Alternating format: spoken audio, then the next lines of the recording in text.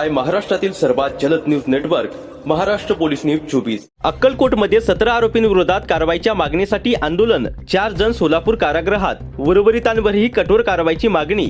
अक्कलकोट येथे एका प्रकरणातील 17 आरोपींविरोधात कठोर कारवाई करण्याच्या मागणीसाठी आंदोलन छेडण्यात आले असून या आंदोलनाला स्थानिक नागरिकांचा प्रतिसाद मिळत असल्याची माहिती समोर आली आहे।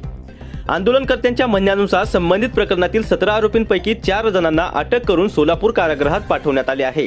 मात्र उर्वरित 13 आरोपींवर अद्याप कारवाई झालेली नसल्याने त्यांच्या विरोधातही तातडीने कायदेशीर कारवाई करण्यात यावी अशी मागणी आंदोलनकर्त्यांनी केली आहे।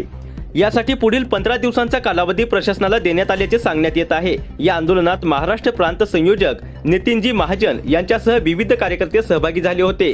संबंधित प्रकरणातील सर्व आरोपींना अटक करून न्यायालयीन प्रक्रियेसमोर उभे करावे, तसेच कायदा व सुव्यवस्था कायम राखण्यासाठी प्रशासनाने आवश्यक ती पावले उचलावीत अशी भूमिका आंदोलनकर्त्यांनी मांडली।